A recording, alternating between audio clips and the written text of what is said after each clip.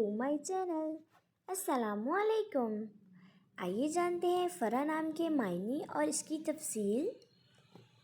हमारा आज का बेबी गर्ल्स नेम है फ़रा। फ़रा के इंग्लिश में स्पेल्स हैं FERAH, फ़रा। ये एक इस्लामिक नेम है और लड़कियों के लिए रखा जाता है ये नाम। इस नेम के मायने हैं खुशी, फ़रा।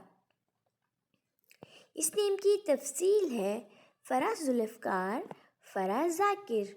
इस तरह से हम ये नाम रख सकते हैं। आप भी अपने नाम का मायने जानने के लिए कमेंट्स में अपना नाम लिखें और मायने जानिए। एंड अपने नाम की स्पेशल वीडियो बनवाने के लिए भी आप मेरे कमेंट बॉक्स में अपना नाम कमेंट कर सकते हैं। And please like the video, subscribe my channel and comment your name for meaning. Okay dears, फिर मिलेंगे न्यू नेम न्यू वीडियो के साथ। अपना ख्याल रखिएगा, दुआ में याद रखिएगा। अल्लाह हाफिज़।